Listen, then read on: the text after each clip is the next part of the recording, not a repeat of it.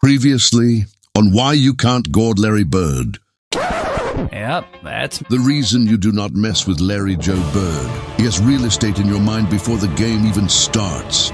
Come on, you lame, you know it. You and him are not the same. All you gotta do is keep him tamed. Don't you give him a reason. Don't you dare start it because he will finish it. And take your pride while he's at it. And now, 35 years later, you're in interviews telling us about it. Full circle moment, I guess. If Larry Bird played in this era, I think he'd be in Europe. What's so funny, Vlad? Let's just watch Larry take Rodman's ankles. Oh, come here. Come here. It's a bucket for your head.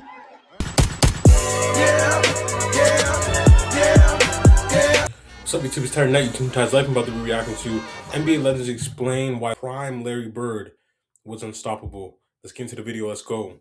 There is a version of Larry Bird that everybody knows. If you have spent any time watching basketball content, you have seen the highlights and you think you understand what made him great. But there is a difference between knowing what Bird did and understanding what it felt like to try and stop him. Because the players who actually had that assignment, the best defenders in the world, the men whose entire professional purpose was to slow down opposing stars, they all tell the same story. That Bird was the one they could not figure out. The one who made them feel helpless in a way that nobody else ever did. The one who, no matter how much you prepared, no matter how much film you watched, no matter how good you were at your job, showed up on game night and did whatever he wanted anyway. What you are about to watch is the people who were actually on the floor, with Bird explaining in their own words why stopping him was simply not something that could be done. Not because he was the fastest, not because he was the most athletic, but because of something harder to define and impossible to defend. A combination of skill, intelligence, and relentless competitive will that made him the most unstoppable player the game has ever seen. John Sally won 4 NBA championships with 3 different franchises: the Detroit Pistons, Bad Boys Dynasty, the Chicago Bulls, and the Los Angeles Lakers. He shared the floor with Michael Jordan during the height of the Bulls dynasty. He competed against Magic Johnson during the Showtime Lakers era. He was inside the most elite basketball environments of the last 40 years, surrounded by the best players the sport has ever produced. When Sally tells you who the hardest player to guard was, he has the receipts to back it up. But obviously he was the hardest to cover. I mean, Wilkins, guys like that were tough to cover. Larry too. Bird was the hardest to cover. Really? Magic Johnson too, because Magic Johnson would back down and start the offense. Most point guards started from the top of the key. Magic would start it from the box. If you didn't come double him, he was going to shoot a hook shot over a 6'1" or 6'2" guy. Oh, that's a 6'8" guy. Larry Bird was tough. He was the hardest. Larry Bird was, for me, the hardest. Larry Bird had a bad back, which I also believe was a compacted colon, right? Because it gives you muscle. How much spasm. longer would his career have gone if I would have let him know, and we would have literally been able to do the things? Yeah. And if Larry would have been doing Pilates and yoga and yoga and strengthening meditation, whatever, that's facts. Maybe he wouldn't have had those back problems because he didn't need the athleticism necessarily like a lot of these other guys. Because he's almost like Joker. But he was really athletic though, and I say that to somebody. He may have looked slow, but he wasn't slow. He was coming down. That's true. It's just, kind of like Luka looks slow, but he's shifty. Luka nowhere close to Larry. Really? Nowhere close. Anthony Mason had just been called up from the CBA to... You shut that down so quick. He said, Luka, Jokic? Nah, they're not Larry. You try to find somebody in the NBA that's like him. Nah, they're not Larry. Okay, I can kind of understand it from just certain aspects, but actually guarding the guy is totally different than just watching. I think that's where Sally knows the difference. You can see how quick Larry Bird is. There's times where I'm watching him like, whoa, hold up. The way he's getting to certain spots, with the way he's changing speeds, he's faster than most people think. He's going at his own pace. If he wants to go fast, he'll go fast. If he wants to go slow, he'll go slow. He's literally the pace of the game because he's controlling it. That's what Sally is saying. And he was athletic. He's more athletic than people would think because he can move quick. He can get up a little higher than most people can think.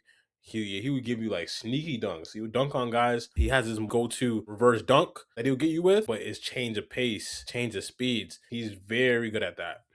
It's just funny how he just shut down the guy when he said Jokic. He said Luka. He's like, nope, nope, they're not him.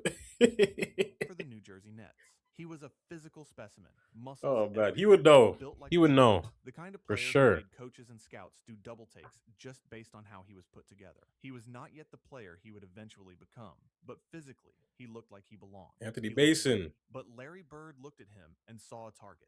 Remember Anthony Mason, just the kind of the point forward power The guy, dog. big strong guy. We're playing. He's in New Jersey now. They call him up and from the D League or the CBA or whatever it was called back then. And he's sitting out there, man. That guy's like, he's got muscles everywhere.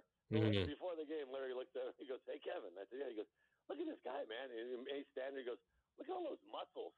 And, and Anthony Mason's just standing there, kind of posing. And then Larry looks at him and goes, "Yeah, all those muscles aren't going to help you tonight." And Larry would shoot the ball and yell "muscles" when he was shooting it. And I just kind of laughed about it. He was a piece. That's what I tell people. Larry's Larry's a funny guy. Larry's a comedian. He He's a makes fun of comedian. himself. He's self-deprecating. Larry is a lot different than you see the button-down Larry that that he is in public. Is a lot different than the Larry that we saw all the time. And I was lucky enough. I did a little thing for him for NBA TV, and we got together and played some golf and had a few beers. And within 2 minutes, we were just laughing about old stuff and had a great couple of days with Larry and his wife Dinah and his son Connor. So Byron Scott spent years going up against Larry Bird in some of the most intense playoff series the NBA has ever seen.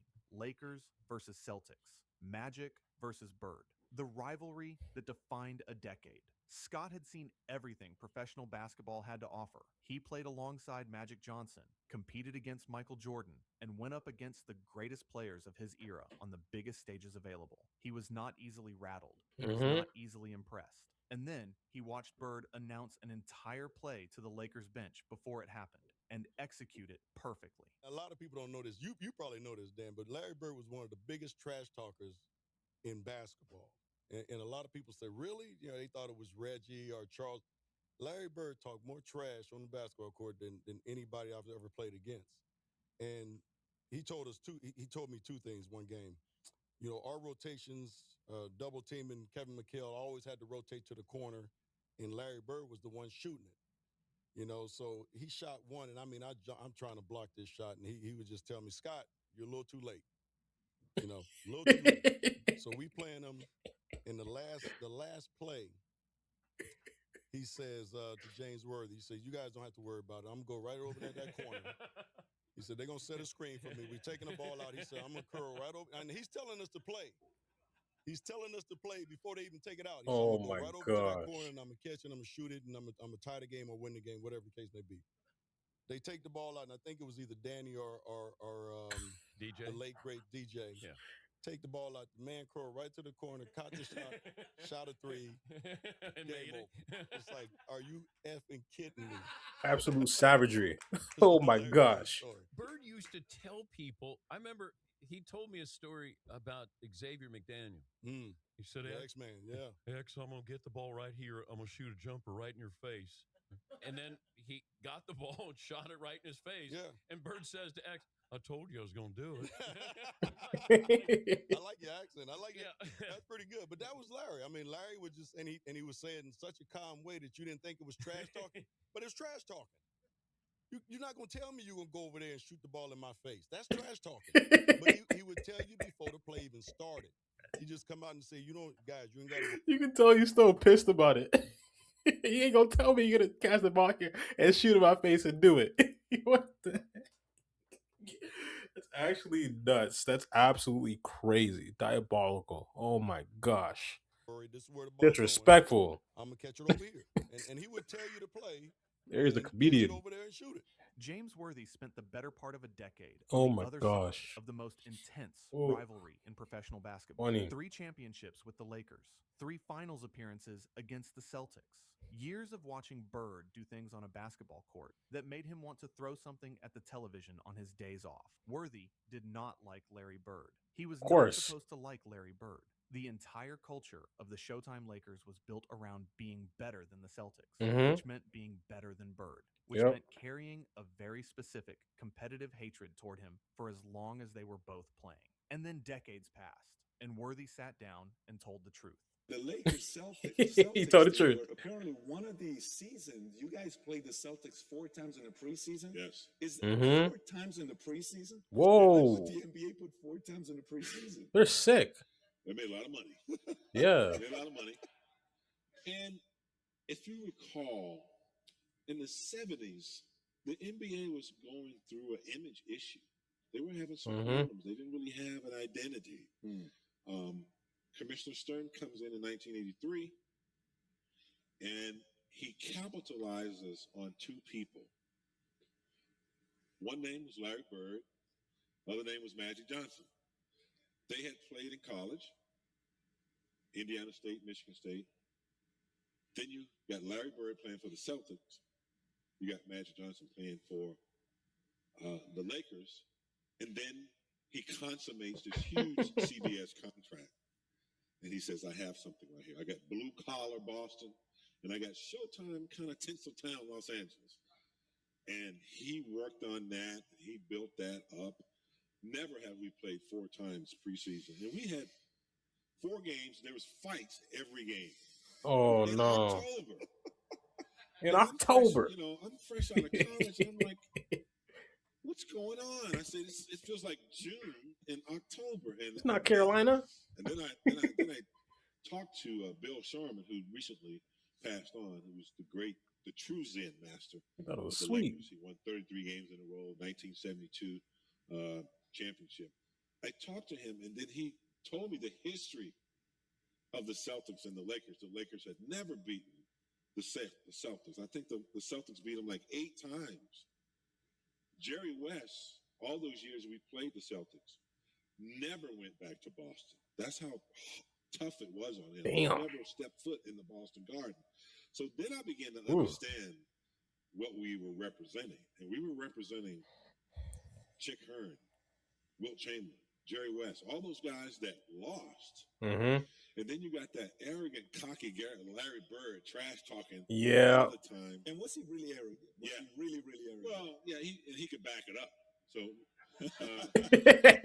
when you're arrogant and you can back it up, you're not arrogant. You're just good. Just good. He's very good. And Larry was good. And but I finally got it. In 1987, he's like, you had to say that. One of the most controversial statements in NBA history. I don't want to hear this guy. Only as celebrated as he was because he was white, and that if Bird were black, he would be considered just another good player. What? The comment exploded Still be better than you. The league and the media. Isaiah Thomas tried to walk it back on Bird's behalf. Bird himself addressed it with characteristic composure, and Rodman spent the next several years as one of the most scrutinized players in the league, partly because of those words. Well, I remember after playing the Celtics that year, you made a comment. You skip said, this. Larry Bird is overrated in a lot of areas. Why does he get so much publicity? Because he's white. You never hear about a black player being the greatest. When you look back on that, do you still agree? Do you think that Larry Bird was overrated, or do you think you were just mad at the time? No, I told you. I just said I was green. I was just saying anything, man. Just because you know what, I was frustrated because guess what, I got my ass whooped by this kid. Thank you. Thank you for being honest. I probably said something like that, not because I was angry or hatred or something like that. No, it just came out like that, and because I really wasn't paying attention to the whole league. I was just paying attention to my team and stuff like that, and I was just wondering why this guy's so good, or what I call it. I'm like, great. And so I think I would have said the same thing about if he was black. I think I would say the same thing. I would have said something in a different direction, but so happened he had to be, Larry Bird, and I'll apologize that many, many times over. And when you We will just take it as Dennis Rodman is just a different individual. Knowing who Dennis Rodman is from the outside looking in, not really knowing, but just having a good idea. He is a guy that's just in his own world. So he's just focusing on the task at hand. He's focusing on his team and being the best player he could be for his team. He's not watching the whole league. He's not watching film like that unless it's just, yeah, if it's his film with his team, playing its other his team playing against other teams. Like going by that, and he's not really thinking about like the comparisons to other players and how good Larry Bird is compared to everybody else. He's not really thinking about how good Larry Bird is compared to people. He's thinking like this guy is killing me and he's talking trash and I'm losing every single time. I'm pissed. I'm just gonna say anything. You know what I'm saying? It's one of those things. He's being petty. And the fact that he even talked about it and put it in perspective, I understand that's his mindset and that's where he's coming from. If he's looking at it in the petty way and he just wants to say something so he can like have a one up at the moment, in his mind, he'll do it. I'm still kind of confused because in that same interview, he said he would be playing in Europe. So I don't know what the heck, how did that even turn to that? I probably would have to watch the whole interview, but it's still weird to me. He still said it. It wasn't AI, it was real. So yeah, that was wow. Okay. That gives me more perspective because I haven't watched the full interview. So it just takes like clips of it. It doesn't really give you a whole perspective of what he was saying. Yeah. other stories of how Dennis Rodman had to interact and play against Larry Bird, you can probably understand why he was so frustrated with him. I didn't know the right Facts. was like that until I got to participate in the first game in 1986 and 87, and I tried to do my best to guard Larry Bird. It didn't work too well. He kind of schooled me a little bit. He kind of schooled me the whole game. Every game we played, he said, "Dennis, are you guarding me? Take that for you." All right, I take that, Larry. Yes, I take that. I take, you know, there's sort of jump shot. I said, "Dennis, you like that?" I said, "You know what, man? The hell with you." Don't worry about it. Don't worry about it. But after a couple of years under my belt, I said, oh, "Okay, great. I belong in this league, brother. I belong in this league." And all of a sudden, now Larry Bird started to respect me. Then you can Yeah. see at the last the years we played in the Silverdome that you saw that brawl. That when I tried to block Larry Bird's shot, Bill Lambert came over and I fell backwards, and Bill Lambert came and gave Larry a chop, you know, with a forearm. Then all of a sudden, the melee, that's when the rivalry started really to happen right there. And all of a sudden, I said, "Oh man, I'm in the league now.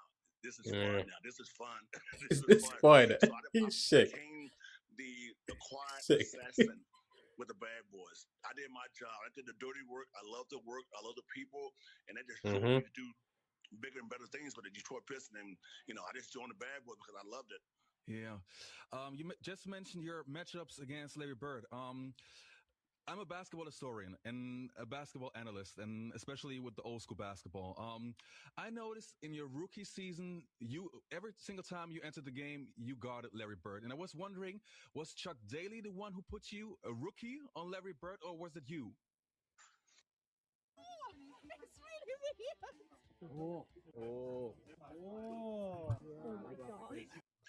I just think the fact that he saw a guy, I think Chuck Daly, bless his soul, loved that guy. He's like a god. I think the fact that he saw I was so elusive, I had so much energy. He figured that I could just sit there for 48 minutes a game and just guard anybody in the world. And he put the trust in me. And I That's always a told fact. Chuck, I said, "Chuck, just let me play. Let me play. I just want to do anything you want me to do. Just let me play." He said, "Dennis, go call Larry Bird." And at that point, I didn't know who the hell Larry Bird was.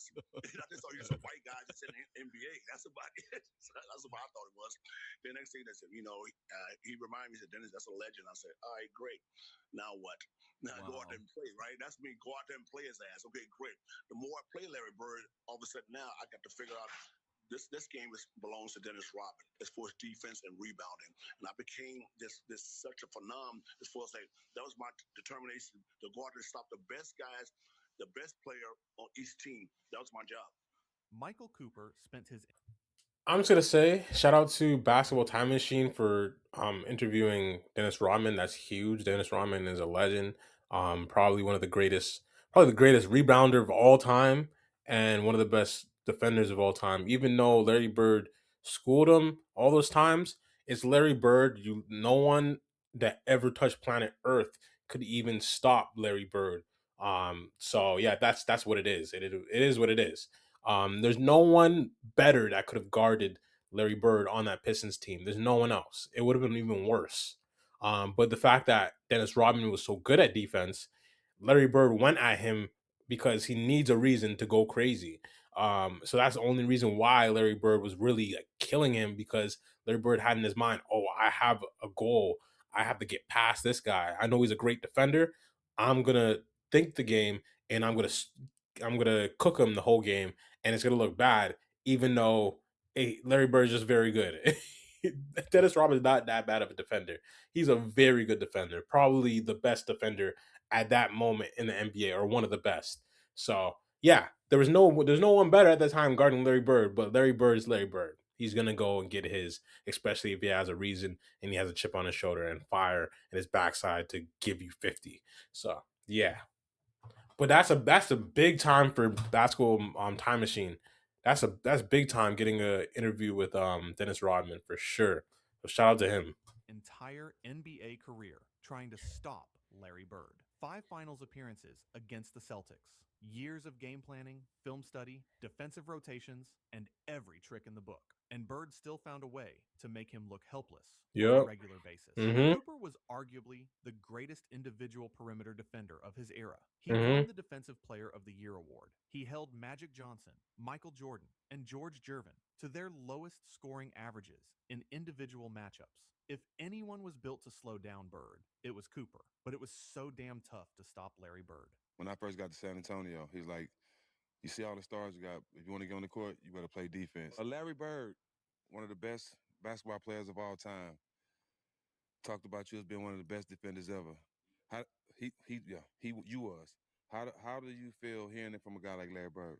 You know what? One of the things, and we all know this, playing against your peers, you always want to be respected. Right. And he was one of the best. I never tried to hurt him or anything like that. Like, Detroit had the Jordan rules and Philadelphia. And I just tried to play Larry head up and just play him as honest as I could, because the great ones, you're not going to affect them with that bullshit that comes. Yeah. Pulling your Yeah. shirts, talking shit to him, but you couldn't talk to Larry because he ignored you. But to hear him say that shows me that the things that I was doing on the court was the right way to do it. And again, just being respected by your peers is always nice. Take me into preparing for being one of the best defenders ever. Take me into preparing for guarding a star like Larry Bird. Like, what do you do? Like, how do you prepare for a game? Because, like, I don't know if they had scouting reports like they did back then, because we had scouting reports. Yeah. Did y'all have scouting reports as well on We players? had scouting reports, but Okay. again, it was a lot of video. We used to have beta and VHS, those Yeah. big things.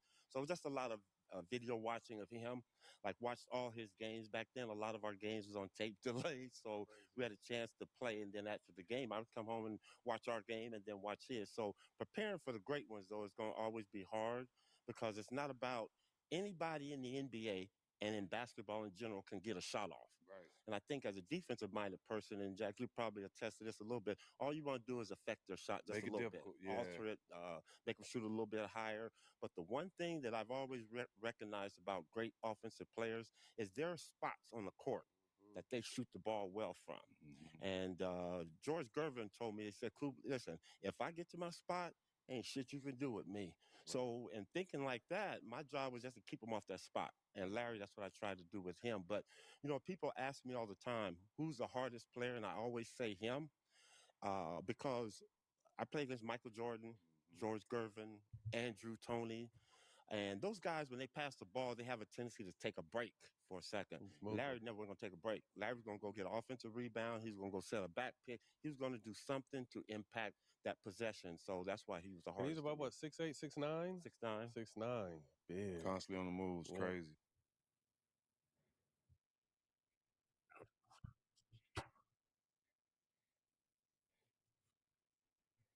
JJ Redick is a former NBA player, a respected basketball analyst, and a man who generally knows what he is talking about when it comes to the sport. But in Yeah. 2024, he said something about Larry Bird that touched Most the of the nerves time. of the people who actually shared the floor with him, suggesting that Bird's era was less physically demanding than the modern game, and that the defensive physicality Bird faced was overstated compared to what a player like Steph Curry deals with today. Dominique Wilkins heard it, and he was not having it. There was a debate Nah. on ESPN with a former player and JJ Redick just recently, and they were debating Bird and Curry. And one of the things they said is like that Redick said is that Curry has faced more physicality.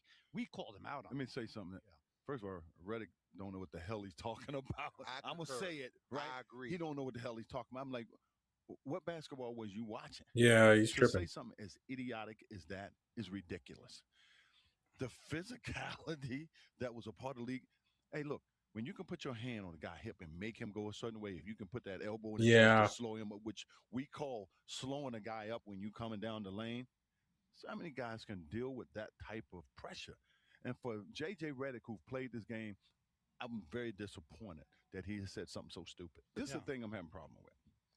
Bird, who's a big guy, who got bumped all the time. We played around the basket more than guards played around the basket. So I don't understand the logic for him saying that.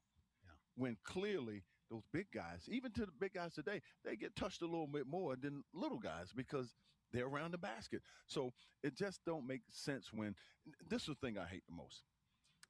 We had our time. It was a great time. It's their time now. Yes. But don't crap on us to prove your point. Yeah. Because it doesn't make sense and it's not valid. Yeah. But the same thing they look at Sam and myself. Oh, the old guys hating. No, hating on what? I don't hate on these guys. You're responding right now. Yeah. You're not. I don't hate attack, on you're these guys. These guys responding. great. I just don't like the disrespect. Yeah. And to say that about Larry Bird, it was less physical. Is he stupid? To back MVP. It's just a stupid comment to make. I mean, it ain't got nothing to do with Steph Curry or Larry. Yeah. It's the content. Exactly. We just broke down the end result. It doesn't make not the sense. And comparison. he should know better than that. Yeah. And I don't care what he feel about me, what his response might be. But when I hear that, and I'm like, you really don't know, do you? Mike Woodson has been around the basketball world. And when Crazy. talking about Indiana Hoosier basketball, He doesn't. he couldn't help but somehow get Indiana State legend Larry Bird's name into the conversation, even though it was pretty much unrelated. And he used Bird as a baseline for someone who could do it all. Larry Bird, when I'm starting my team, Larry Bird's on my first team. Right. Team. Oh, everything, right. Hey, I agree. I'm a Larry Bird fan. I'm a big Larry Bird fan. Yeah. But Grunwald had overtones like Larry. Mm-hmm. He could pass, he could shoot, but his knees just wouldn't allow him to play, man. And it's a shame because the Indiana fans, Hoosier Nation, really never got to see a guy who I thought could really, really be a great player, man. Right. Additionally, in a podcast lost to the media now, he said that MJ and Bird were the best two trash talkers he had ever seen because they could back it up. What every single person in this video has in common is that they were there. They were not watching from the stands or reading about it the next morning. Yep. They were on the floor. Yep. They were the ones getting schooled, Mhm. getting talked at, getting warned about what was coming, and Facts. being completely unable to stop it anyway. These are the most credible witnesses the Larry Bird story has ever had.